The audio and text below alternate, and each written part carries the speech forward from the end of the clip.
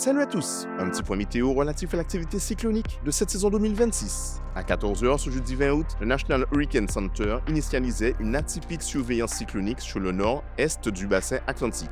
Pour autant, la zone comprise entre l'Afrique et nos îles sera le sujet principal de ce bulletin, car il pourrait de nouveau offrir dans les prochains jours une fenêtre atmosphérique susceptible de permettre une ou plusieurs tentatives de développement cyclonique. Commençons par le cisaillement, celui-ci reste fidèle au poste au-dessus des Petites Antilles et au nord de la zone de développement majeur, mais laisse depuis quelques jours apparaître des zones plus favorables entre le continent africain et l'arc antillais. Le modèle américain va plus loin en envisageant des séquences durant lesquelles une chute drastique de l'intensité des vents cisaillants pourrait s'opérer à mesure que nous nous rapprocherons et entamerons le mois de septembre. Cette baisse annoncée du cisaillement, associée à un contexte atmosphérique moins chargé en poussière saharienne, pourrait selon certains modèles numériques offrir aux zones tropicales les plus vigoureuses sortant d'Afrique l'occasion de tenter un renforcement en phénomène cyclonique. C'est d'ailleurs dans cette logique que le modèle européen, le modèle américain ainsi que certaines modélisations basées sur l'intelligence artificielle illustrent dans leur simulation une à plusieurs hypothèses de cyclogénèse. L'une d'entre elles concerne notamment un risque de développement associé à une onde tropicale prévue de sortir d'Afrique en début de semaine prochaine. Mais nous en reparlerons uniquement en cas d'officialisation par le NHC.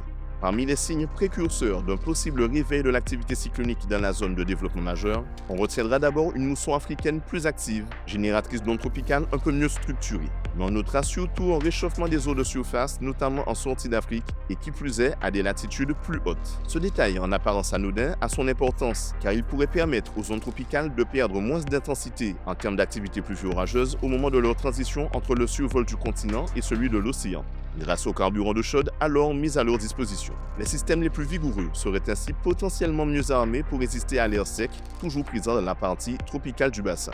Enfin, rappelons que nous nous trouvons dans la phase ascendante de la période statistiquement la plus active sur le bassin atlantique.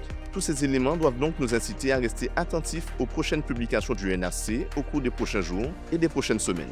Pour l'heure, la situation entre l'Afrique et nos îles ne se compose que de 3 zones tropicales. La première, peu active, est prévue pour traverser le sud de l'arc antillais demain vendredi, la seconde en fin de week-end, et la troisième pourrait concerner les Petites Antilles en début de semaine prochaine, mais cela reste encore à confirmer. Comme mentionné précédemment, nous resterons attentifs à toute évolution de la situation dans cette zone géographique.